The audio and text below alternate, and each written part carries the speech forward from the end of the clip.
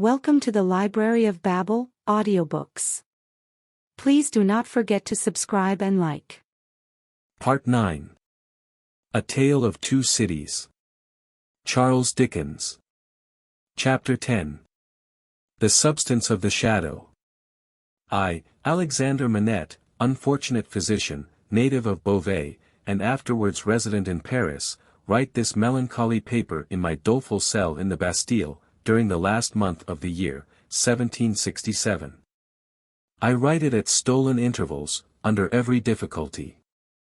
I design to secrete it in the wall of the chimney, where I have slowly and laboriously made a place of concealment for it. Some pitying hand may find it there, when I and my sorrows are dust. These words are formed by the rusty iron point with which I write with difficulty in scrapings of soot and charcoal from the chimney. Mixed with blood, in the last month of the 10th year of my captivity. Hope has quite departed from my breast. I know from terrible warnings I have noted in myself that my reason will not long remain unimpaired, but I solemnly declare that I am at this time in the possession of my right mind, that my memory is exact and circumstantial, and that I write the truth as I shall answer for these my last recorded words, whether they be ever read by men or not, at the eternal judgment seat.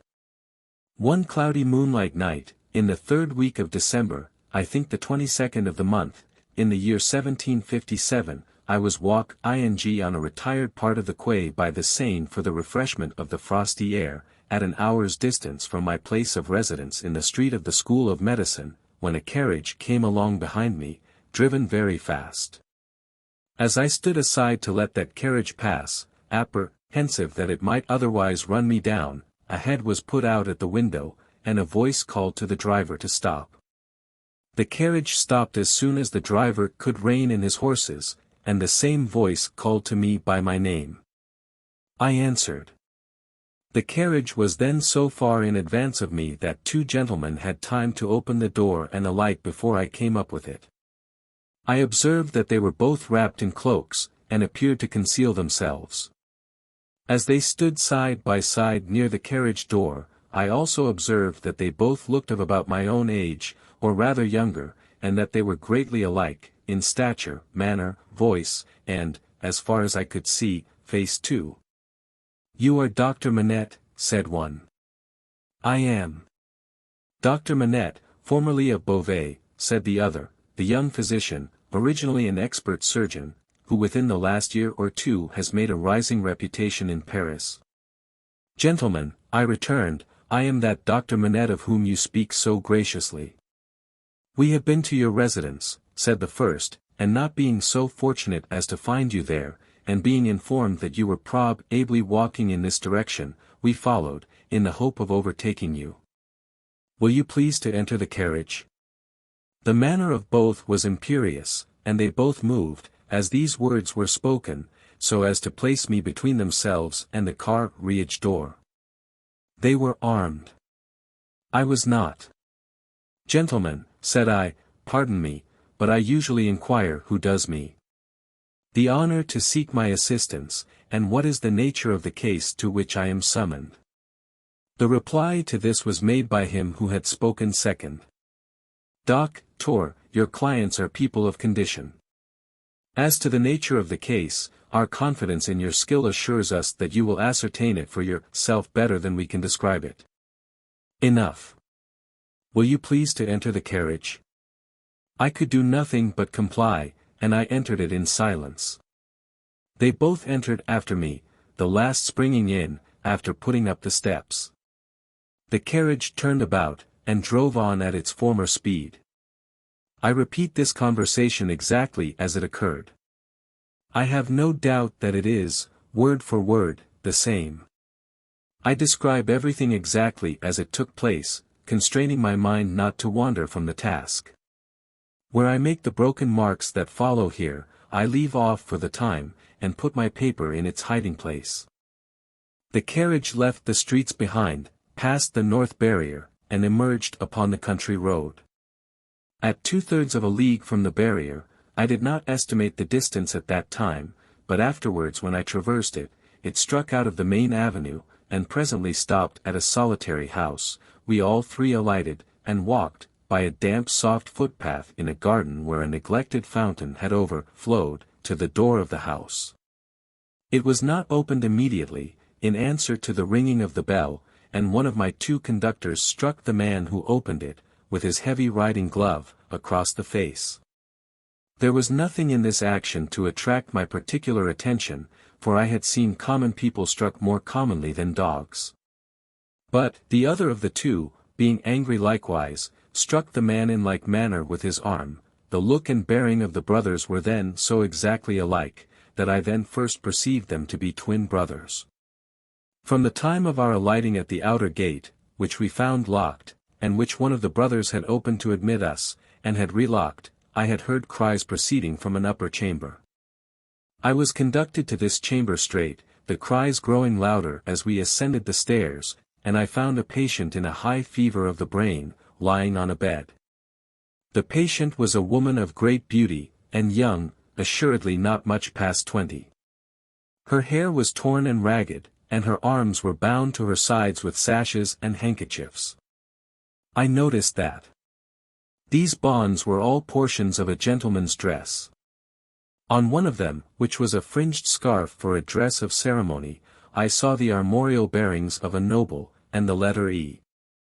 I saw this, within the first minute of my contemplation of the patient, for, in her restless striving she had turned over on her face on the edge of the bed, had drawn the end of the scarf into her mouth, and was in danger of suffocation. My first act was to put out my hand to relieve her breathing, and in moving the scarf aside, the embroidery in the corner caught my sight. I turned her gently over, placed my hands upon her breast to calm her and keep her down, and looked into her face. Her eyes were dilated and wild, and she constantly uttered piercing shrieks, and repeated the words, "My husband, my father, and my brother," and then counted up to 12, and said, "Hush." For an instant, and no more, she would pause to listen, and then the piercing shrieks would begin again, and she would repeat the cry, "My husband, my father, and my brother," and would count up to 12, and say, "Hush." There was no variation in the order, or the manner. There was no cessation, but the regular moment's pause, in the utterance of these sounds. "How long," I asked, "has this lasted?" To distinguish the brothers, I will call them the elder and the younger. By the elder, I mean him who exercised the most authority.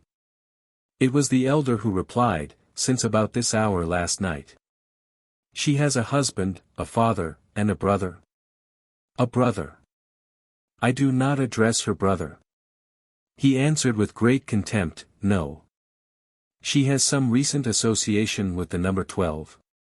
The younger brother impatiently rejoined, "With 12 o'clock. "See, gentlemen," said I, still keeping my hands upon her breast, "how useless I am, as you have brought me. If I had known what I was coming to see, I could have come provided. As it is, time must be lost. There are no medicines to be obtained in this lonely place." The elder brother looked to the younger, who said haughtily, "There is a case of medicines here," and brought it from a closet, and put it on the table. I opened some of the bottles, smelt them, and put the stoppers to my lips. If I had wanted to use anything save narcotic medicines that were poisons in themselves, I would not have administered any of those.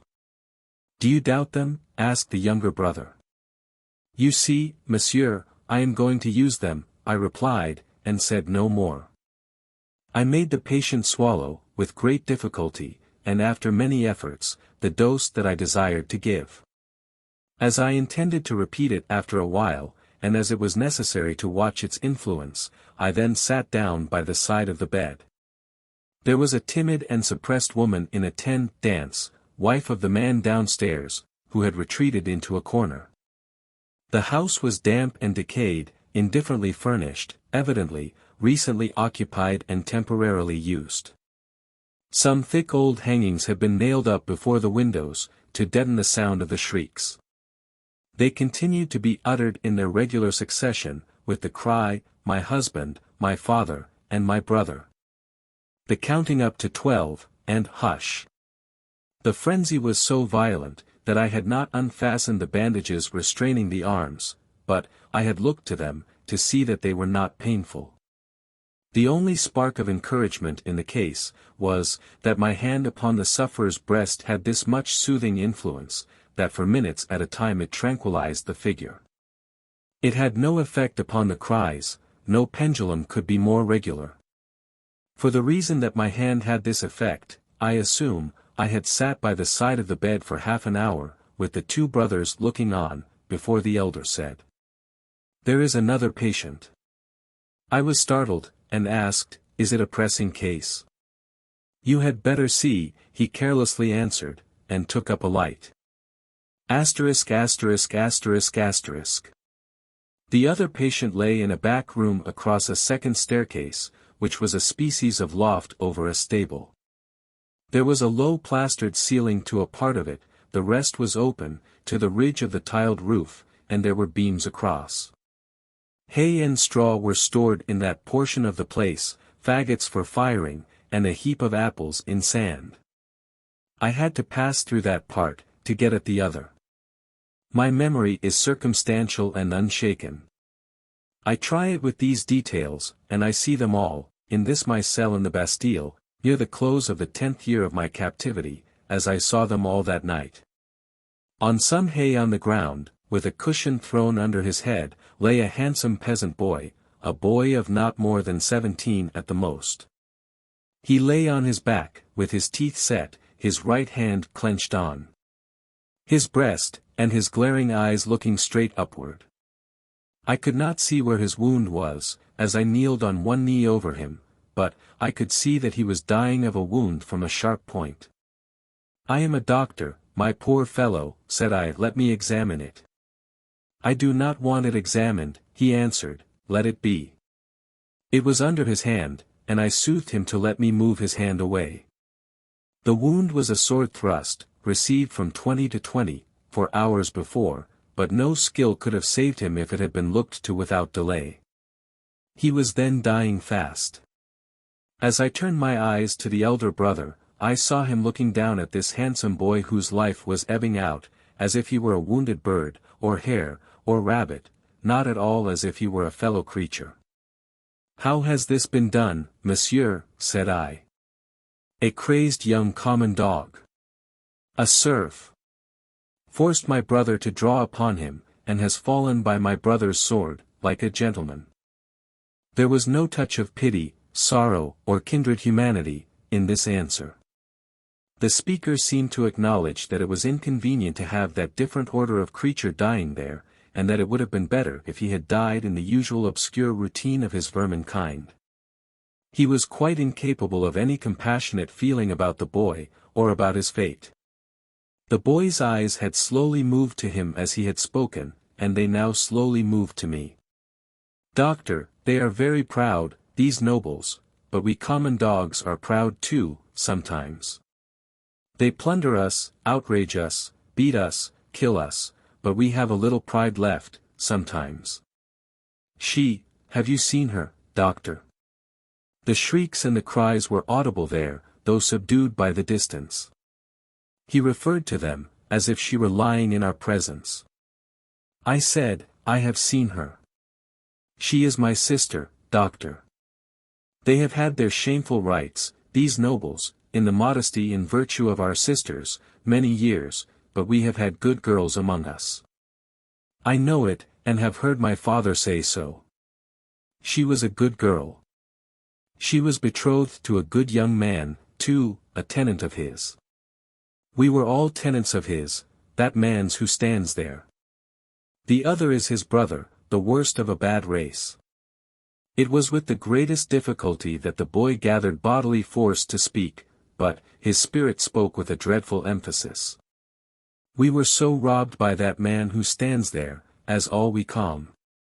Mon dogs are by those superior beings, taxed by him without mercy, obliged to work for him without pay, obliged to grind our corn at his mill, obliged to feed scores of his tame birds on our wretched crops, and forbidden for our lives to keep a single tame bird of our own, pillaged and plundered to that degree that when we chanced to have a bit of meat, we ate it in fear, with the door barred and the shutters closed, That his people should not see it and take it from us, I say, we were so robbed and hunted, and were made so poor, that our father told us it was a dreadful thing to bring a child into the world, and that what we should most pray for, was, that our women might be barren and our miserable race die out.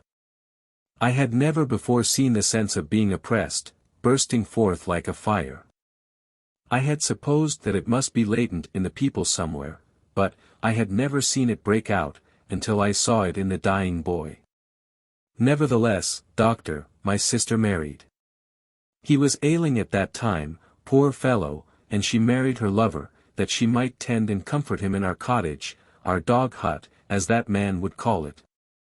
She had not been married many weeks, when that man's brother saw her and admired her, and asked that man to lend her to him, for what are husbands among us? He was willing enough, but my sister was good and virtuous, and hated his brother with a hatred as strong as mine. What did the two then, to persuade her husband to use his influence with her, to make her willing? The boy's eyes, which had been fixed on mine, slowly turned to the looker-on, and I saw in the two faces that all he said was true. The two opposing kinds of pride confronting one another, I can see, even in this Bastille, the gentleman's, all negligent indifference, the peasant's, all trodden-down sentiment, and passionate revenge. You know, doctor, that it is among the rights of these nobles to harness us common dogs to carts, and drive us. They so harnessed him and drove him. You know that it is among their rights to keep us in their grounds all night, quieting the frogs, in order that their noble sleep may not be disturbed. They kept him out in the unwholesome mists at night, and ordered him back into his harness in the day. But he was not persuaded. No. Taken out of harness one day at noon, to feed, if he could find food, he sobbed 12 times, once for every stroke of the bell, and died on her bosom. Nothing human could have held life in the boy but his determination to tell all his wrong. He forced back the gathering shadows of death, as he forced his clenched right hand to remain clenched, and to cover his wound. Then, with that man's permission and even with his aid, his brother took her away, in spite of what I know she must have told his brother, and what that is, will not be long unknown to you, doctor. If it is now, his brother took her away, for his pleasure and diversion, for a little while. I saw her pass me on the road. When I took the tidings home, our father's heart burst, he never spoke one of the words that filled it. I took my young sister, for I have another, to a place beyond the reach of this man, and where, at least, she will never be his vassal. Then, I tracked the brother here, and last night climbed in, a common dog, but sword in hand. Where is the loft window? It was somewhere here. The room was darkening to his sight, the world was narrowing around him. I glanced about me, and saw that the hay and straw were trampled over the floor, as if there had been a struggle. She heard me, and ran in. I told her not to come near us till he was dead. He came in and first tossed me some pieces of money, then struck at me with a whip. But I, though a common dog, so struck at him as to make him draw. Let him break into as many pieces as he will, the sword that he stained with my common blood, he drew to defend himself, thrust at me with all his skill for his life. My glance had fallen, but a few moments before, on the fragments of a broken sword, lying among the hay. That weapon was a gentleman's. In another place, lay an old sword that seemed to have been a soldier's. Now, lift me up, doctor, lift me up. Where is he? He is not here, I said, supporting the boy, and thinking that he referred to the brother. He. Proud as these nobles are, he is afraid to see me. Where is the man who was here? Turn my face to him. I did so, raising the boy's head against my knee. But, invested for the moment with extraordinary power, he raised himself completely, obliging me to rise too, or I could not have still supported him. Marquis, said the boy, turned to him with his eyes opened wide, and his right hand raised. In the days when all these things are to be answered for, I summon you and yours, to the last of your bad race, to answer for them. I mark this cross of blood upon you, as a sign that I do it.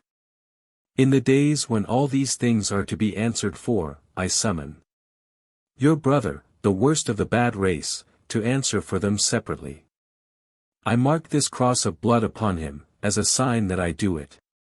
Twice, he put his hand to the wound in his breast, and with his forefinger drew a cross in the air. He stood for an instant with the finger yet raised, and as it dropped, he dropped with it, and I laid him down dead. Asterisk asterisk asterisk asterisk. When I returned to the bedside of the young woman, I found her raving in precisely the same order of continuity. I knew that this might last for many hours, and that it would probably end in the silence of the grave.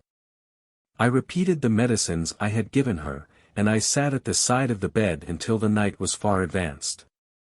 She never abated the piercing quality of her shrieks, never stumbled in the distinctness or the order of her words. They were always, my husband, my father, and my brother. 1, 2, 3, 4, 5, 6, 7, 8, 9, 10, 11, 12. Hush. This lasted 26 hours from the time when I first saw her. I had come and gone twice, and was again sitting by her, when she began to falter. I did what little could be done to assist that opportunity, and by she sank into a lethargy, and lay like the dead. It was as if the wind and rain had lulled at last, after a long and fearful storm. I released her arms, and called the woman to assist me to compose her figure and the dress she had to. It was then that I knew her condition to be that of one in whom the first expectations of being a mother have arisen, and it was then that I lost the little hope I had had of her. "Is she dead?" asked the Marquis, whom I will still describe as the elder brother, coming booted into the room from his horse. "Not dead," said I, "but like to die." "What strength there is in these common bodies," he said, looking down at her with some curiosity. "There is prodigious strength," I answered him, "in sorrow and despair."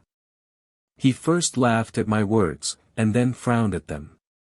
He moved a chair with his foot near to mine, ordered the woman away, and said in a subdued voice, "Doctor, finding my brother in this difficulty with these hinds, I recommended that your aid should be invited.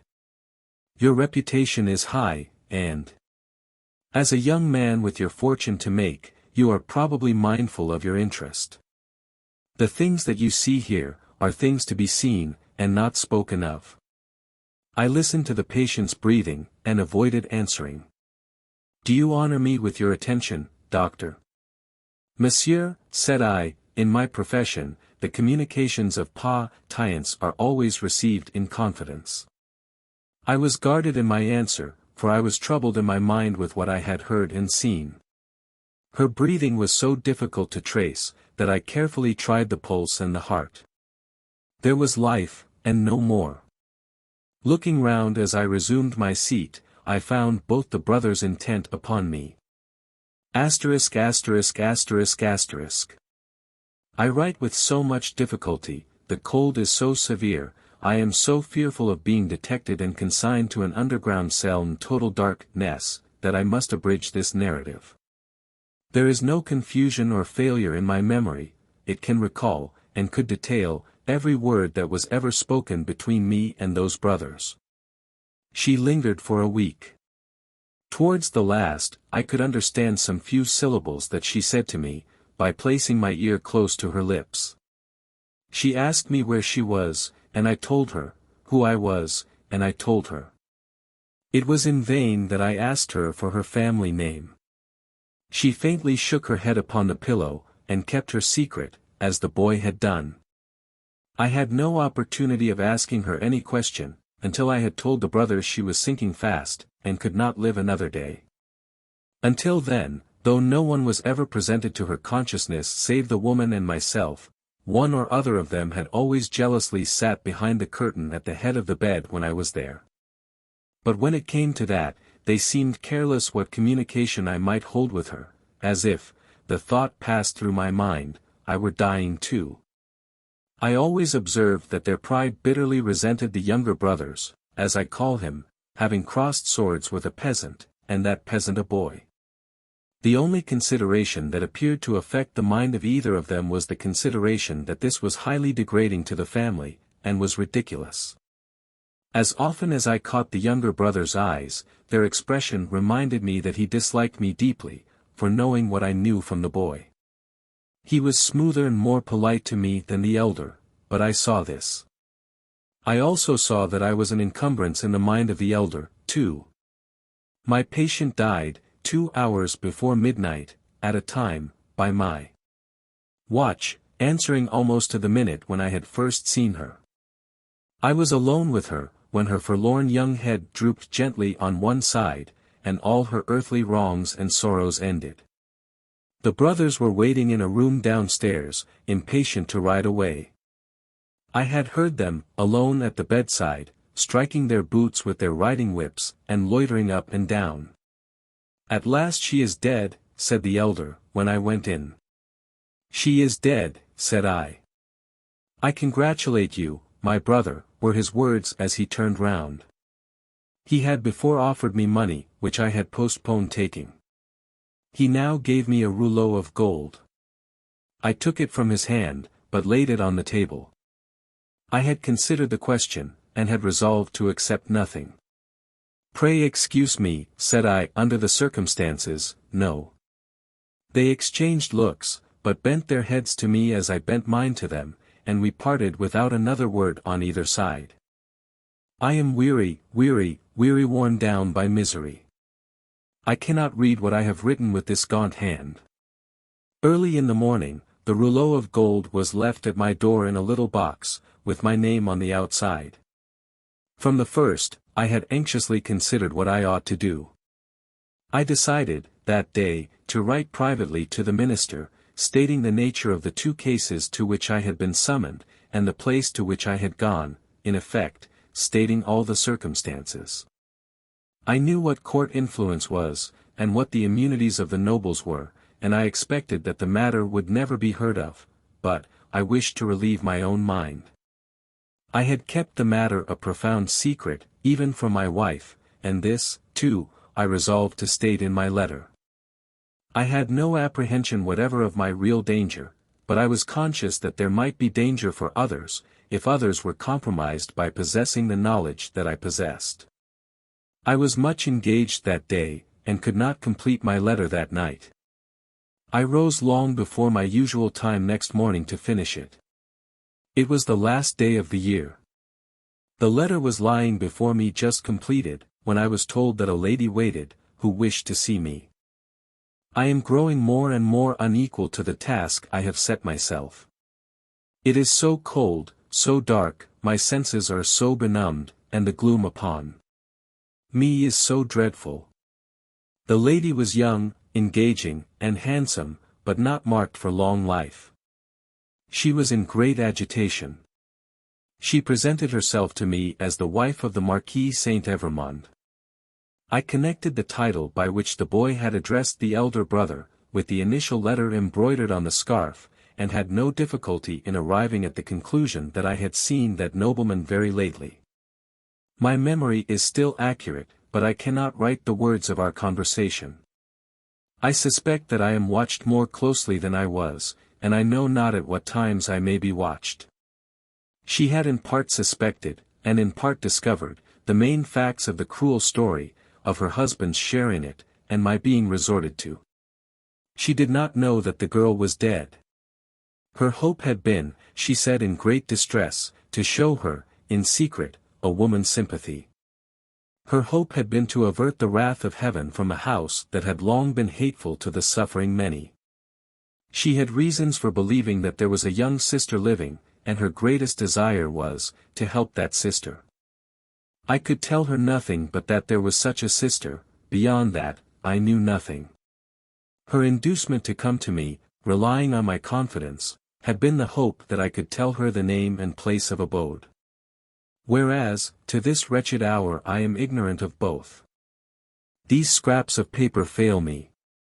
One was taken from me, with a warning, yesterday. I must finish my record today.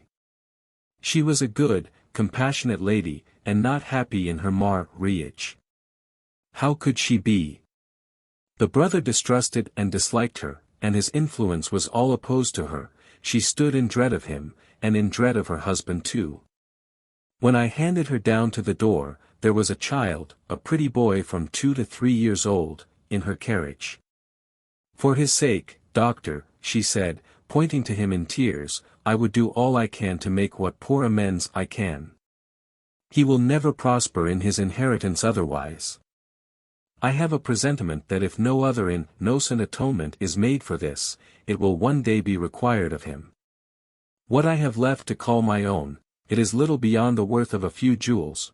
I will make it the first charge of his life to bestow, with the calm passion and lamenting of his dead mother, on this injured family, if the sister can be discovered. She kissed the boy, and said, caressing him, it is for thine own dear sake. Thou wilt be faithful, little Charles. The child answered her. Bravely, yes. I kissed her hand, and she took him in her arms, and went away caressing him. I never saw her more. As she had mentioned her husband's name in the faith that I knew it, I added no mention of it to my letter. I sealed my letter, and, not trusting it out of my own hands, delivered it myself that day.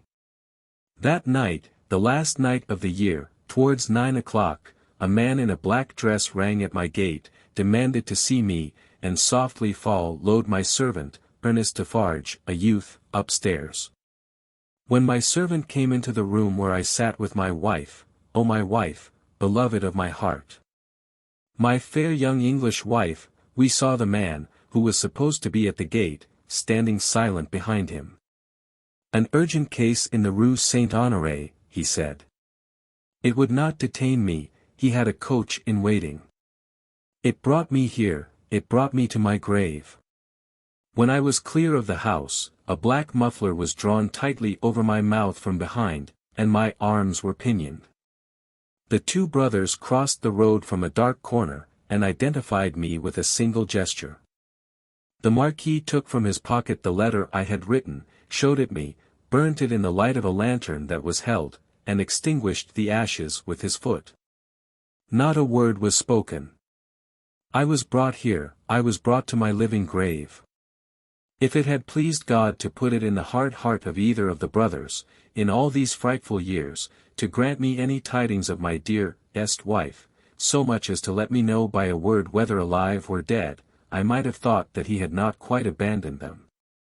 But, now I believe that the mark of the Red Cross is fatal to them, and that they have no part in his mercies.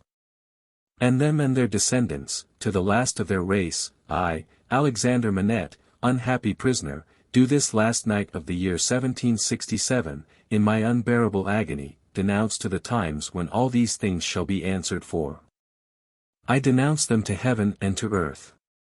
A terrible sound arose when the reading of this document was done.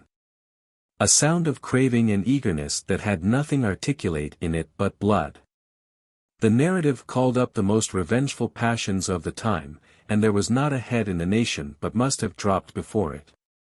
Little need, in presence of that tribunal and that auditory, to show how the Defarges had not made the paper public, with the other captured Bastille memorials borne in procession, and had kept it, biding their time.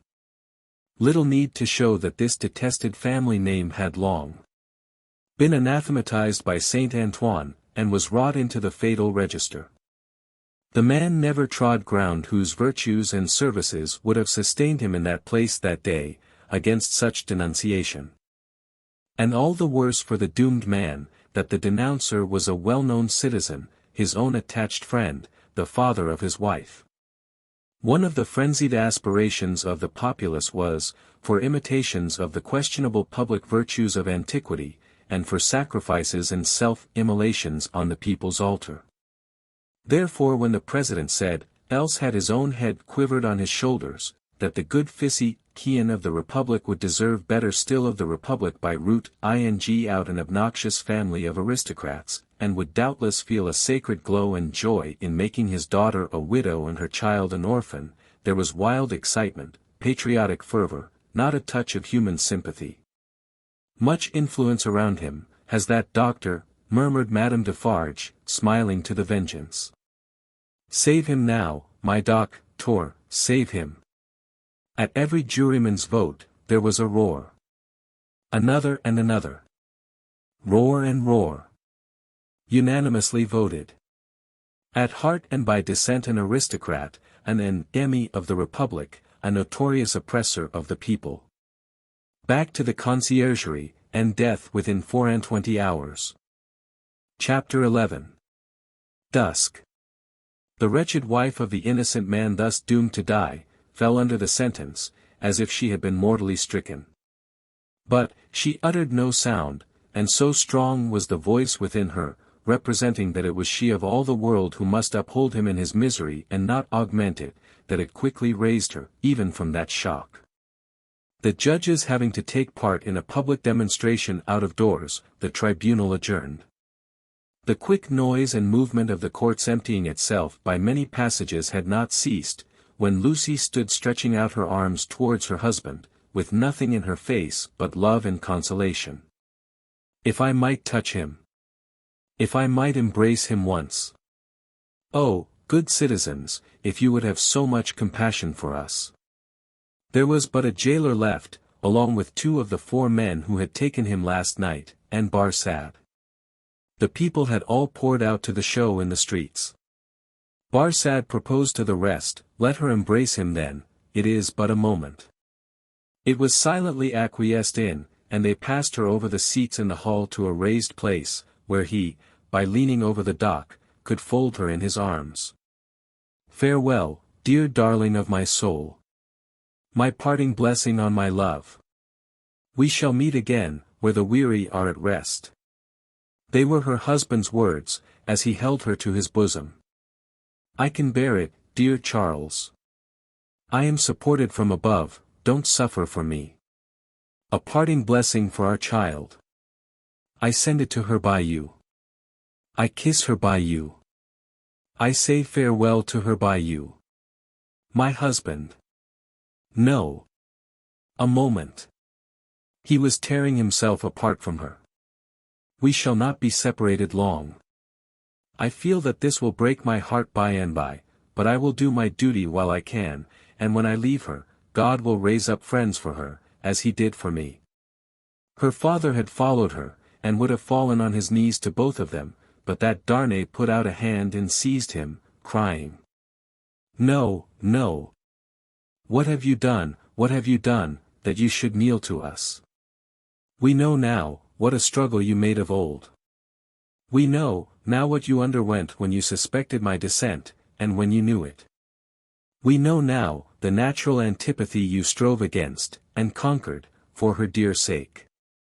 We thank you with all our hearts, and all our love and duty. Heaven be with you. Her father's only answer was to draw his hands through his white hair, and wring them with a shriek of anguish. It could not be otherwise, said the prisoner. All things have worked together as they have fallen out. It was the always vain endeavor to discharge my poor mother's trust that first brought my fatal presence near you. Good could never come of such evil, a happier end was not in nature to so unhappy a beginning. Be comforted, and forgive me. Heaven bless you. As he was drawn away, his wife released him, and stood looking after him with her hands touching one another in the attitude of prayer, and with a radiant look upon her face, in which there was even a calm, foretaing smile. As he went out at the prisoner's door, she turned, laid her head lovingly on her father's breast, tried to speak to him, and fell at his feet. Then, issuing from the obscure corner from which he had never moved, Sidney Carton came and took her up. Only her father and Mr. Lorry were with her. His arm trembled as it raised her, and supported her head. Yet, there was an air about him that was not all of pity, that had a flush of pride in it.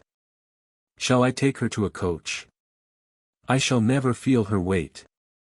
He carried her lightly to the door, and laid her tenderly down in a coach.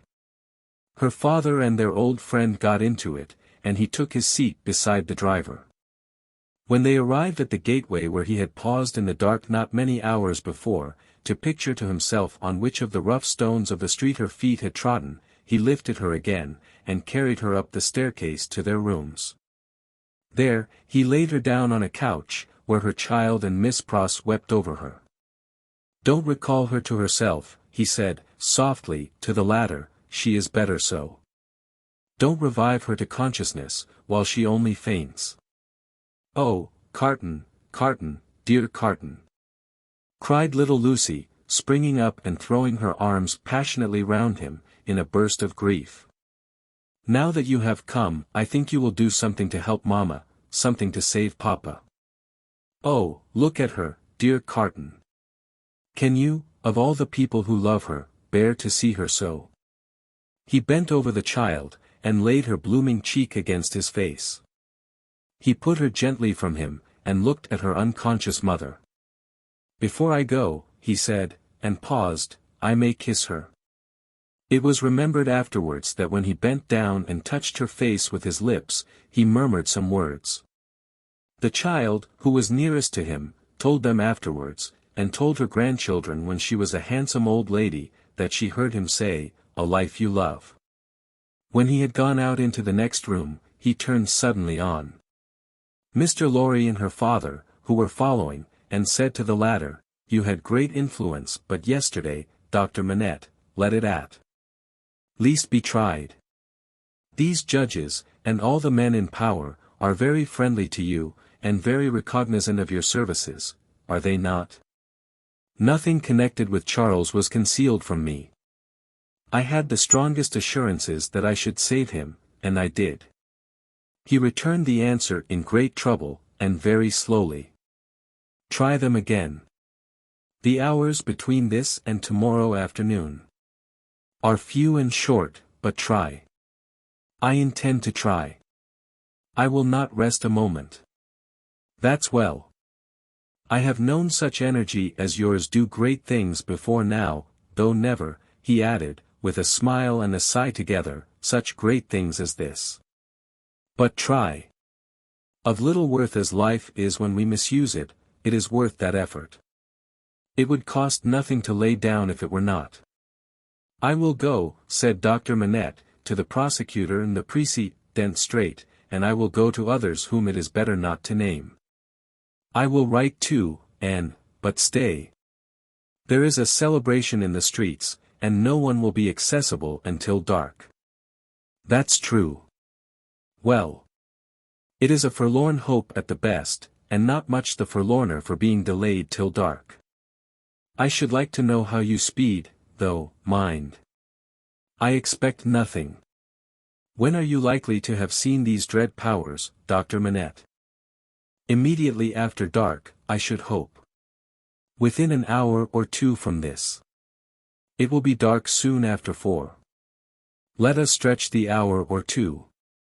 If I go to Mr. Lorry's at 9, shall I hear what you have done, either from our friend or from yourself?" "Yes. May you prosper." Mr. Lorry followed Sidney to the outer door, and, touching him on the shoulder as he was going away, caused him to turn. "I have no hope," said Mr. Lorry, in a low and sorrowful whisper. "Nor have I. If any one of these men, or all of these men, were disposed to spare him, which is a large supposition, for what is his life, or any man's to them, I doubt if they durst spare him after the demonstration in the court. And so do I. I heard the fall of the axe in that sound." Mr. Lorry leaned his arm upon the doorpost, and bowed his face upon it. "Don't despond," said Carton, very gently, "don't grieve. I incurred aged Dr. Manette in this idea, because I felt that it might one day be consolatory to her. Otherwise, she might think his life was only thrown away or wasted, and that might trouble her." "Yes, yes, yes," returned Mr. Lorry, drying his eyes, "you are right. But he will perish, there is no real hope." "Yes.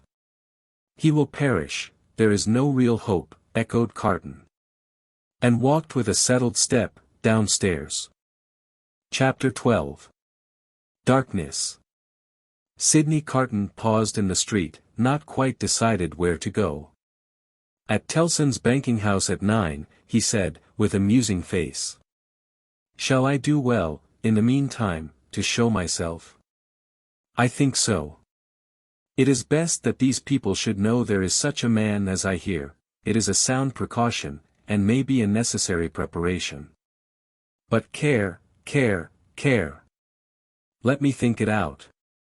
Checking his steps which had begun to tend towards an object, he took a turn or two in the already darkening street, and traced the thought in his mind to its possible consequences.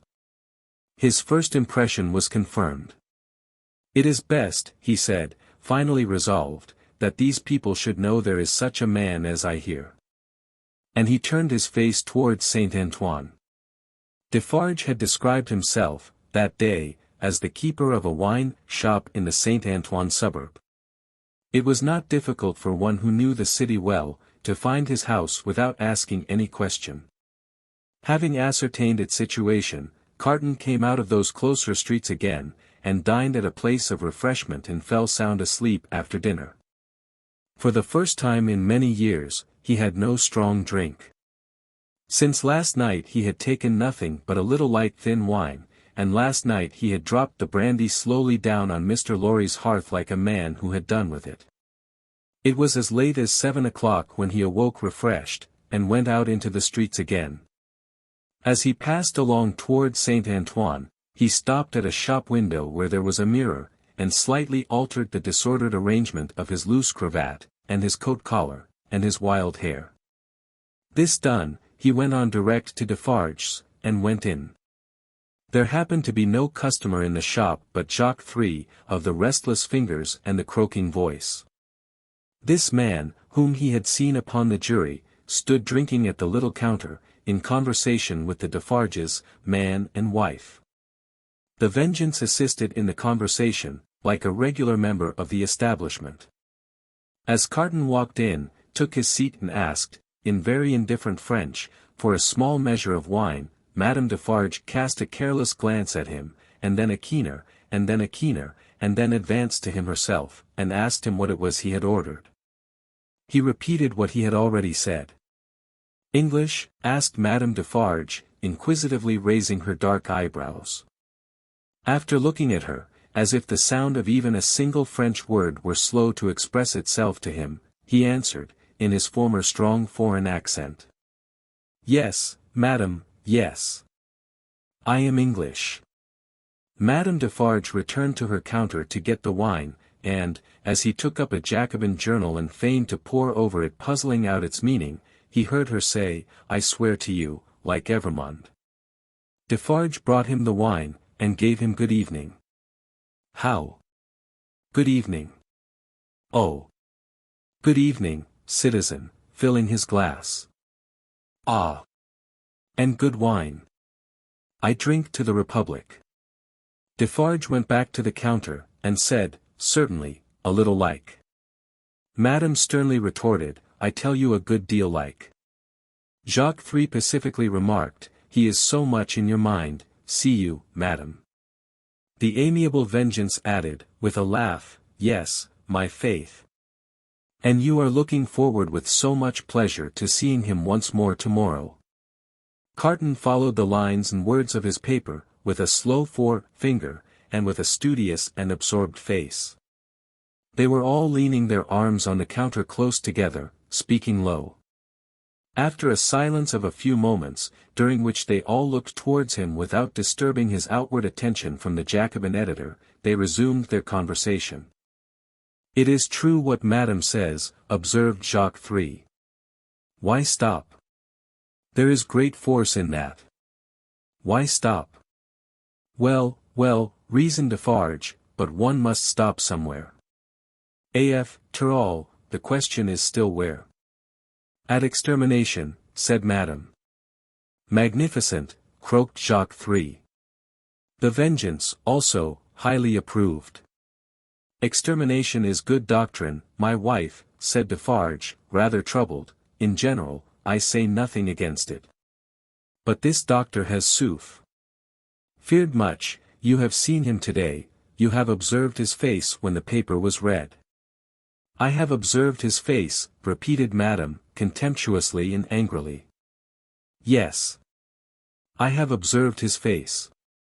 I have observed his face to be not the face of a true friend of the Republic. Let him take care of his face. And you have observed, my wife, said Defarge, in a deprecatory manner, the anguish of his daughter, which must be a dreadful anguish to him. I have observed his daughter, repeated Madame. Yes, I have observed his daughter, more times than one. I have observed her today, and I have observed her other days. I have observed her in the court, and I have observed her in the street by the prison. Let me but lift my finger. She seemed to raise it, the listener's eyes were always on his paper, and to let it fall with a rattle on the ledge before her, as if the axe had dropped. The sightliness is superb, croaked the juryman. She is an angel, said the Vengeance, and embraced her.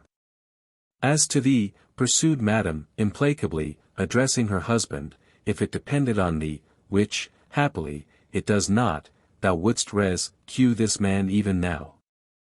No. Protested Defarge.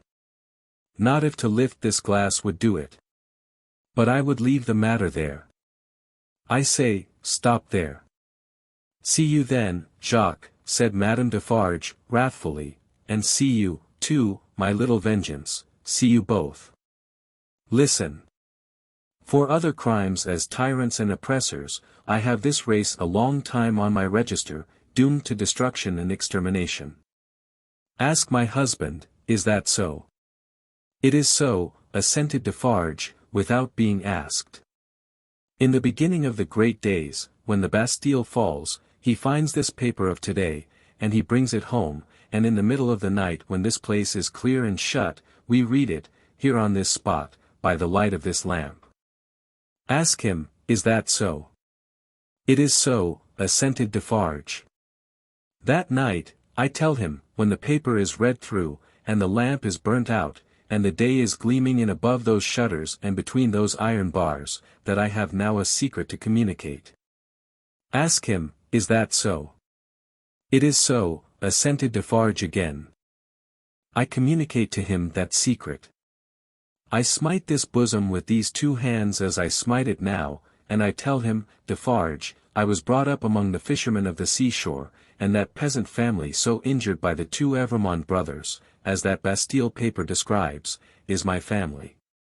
Defarge, that sister of the mortally wounded boy upon the ground was my sister, that husband was my sister's husband, that unborn child was their child, that brother was my brother, that father was my father, those dead are my dead, and that summons to answer for those things descends to me. Ask him, is that so? It is so, assented Defarge once more. Then tell wind and fire where to stop, returned Madame, but don't tell me. Both her hearers derived a horrible enjoyment from the deadly nature of her wrath. The listener could feel how white she was, without seeing her, and both highly commended it. Defarge, a weak minority, interposed a few words for the memory of the compassionate wife of the Marquis, but only elicited from his own wife a repetition of her last reply. Tell the wind and the fire where to stop, not me. Customers entered, and the group was broken up. The English customer paid for what he had, perplexedly counted his change, and asked, as a stranger, to be directed towards the National Palace.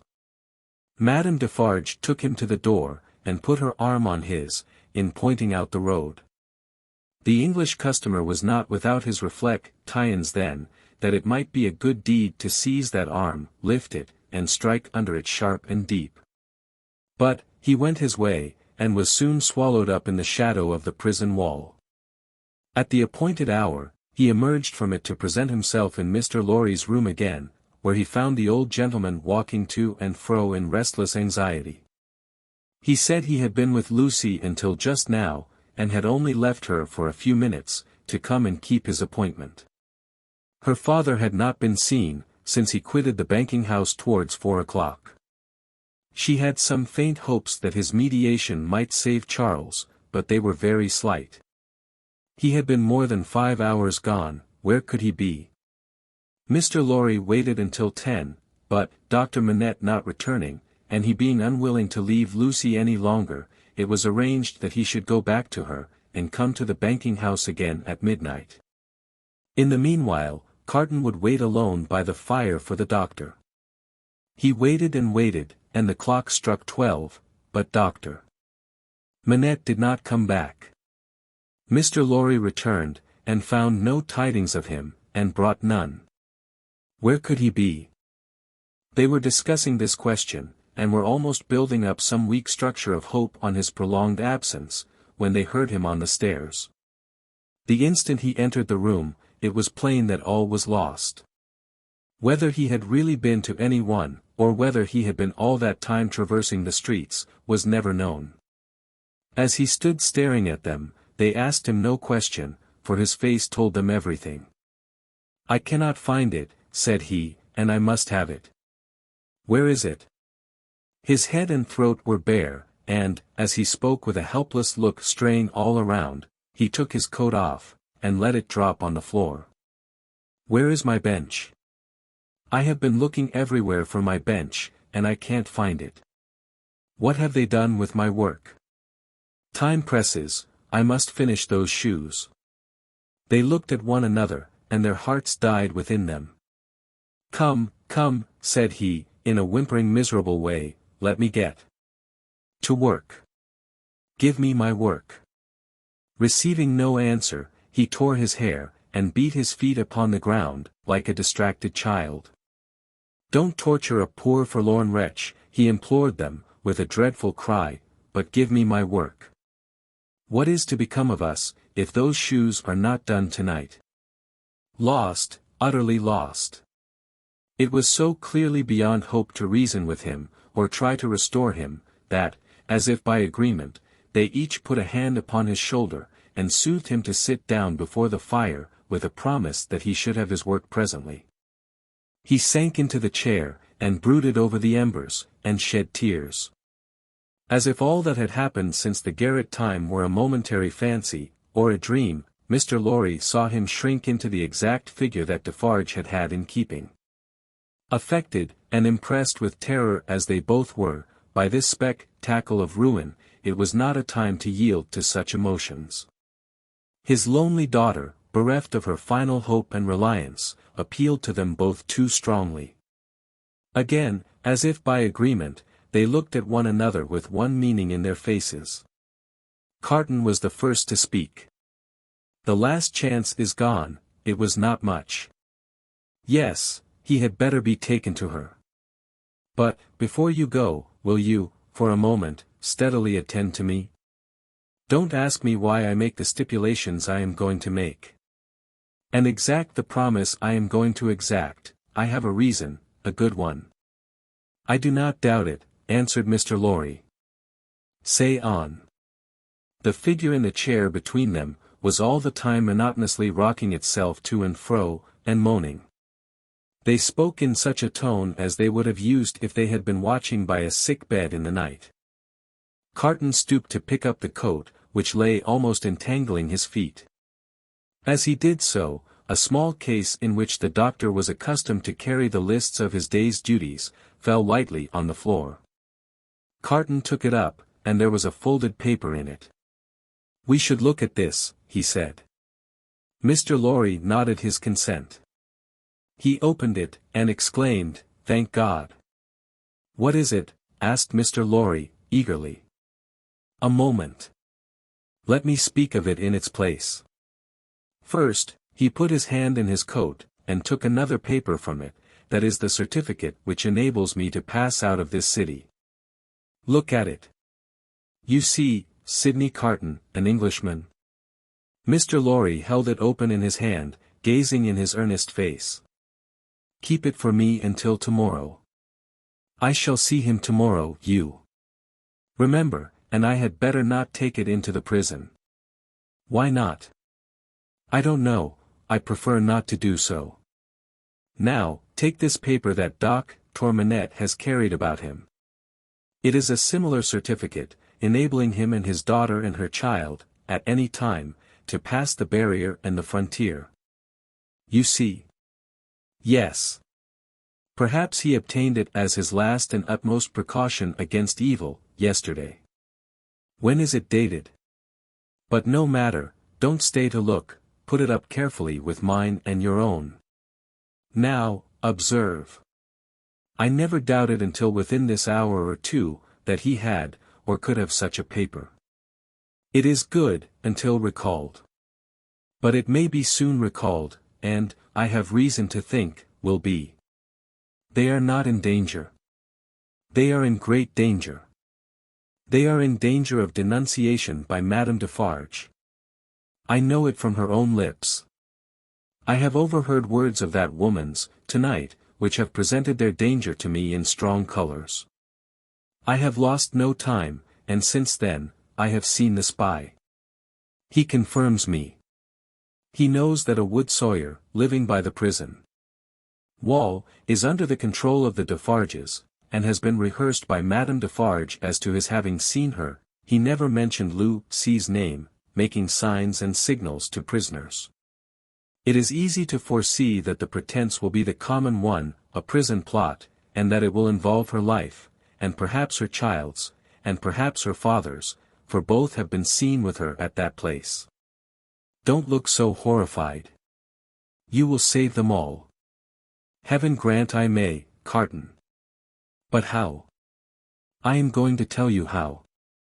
It will depend on you, and it could depend on no better man. This new denunciation will certainly not take place until after tomorrow, probably not until 2 or 3 days afterwards, more probably a week afterwards.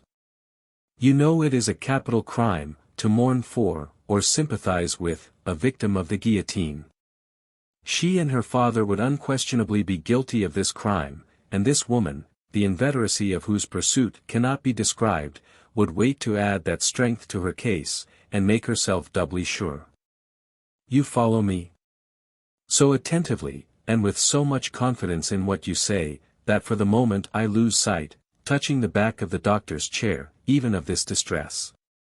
You have money, and can buy the means of travelling to the sea coast as quickly as the journey can be made. Your preparations have been completed for some days, to return to England. Early tomorrow have your horses ready, so that they may be in starting trim at 2 o'clock in the afternoon. It shall be done. His manner was so fervent and inspiring, that Mr. Lorry caught the flame, and was as quick as youth. You are a noble heart. Did I say we could depend upon no better man? Tell her, tonight, what you know of her danger as involving her child and her father. Dwell upon that, for she would lay her own fair head beside her husband's cheerfully. He faltered for an instant, then went on as before. For the sake of her child and her father, press upon her the necessity of leaving Paris, with them and you, at that hour. Tell her that it was her husband's last arrangement. Tell her that more depends upon it than she dare believe, or hope. You think that her father, even in this sad state, will submit himself to her, do you not? I am sure of it. I thought so. Quietly and steadily have all these arrangements made in the courtyard here, even to the taking of your own seat in the carriage. The moment I come to you, take me in, and drive away. I understand that I wait for you under all circumstances. You have my certificate in your hand with the rest, you know, and will reserve my place. Wait for nothing but to have my place occupied, and then for England.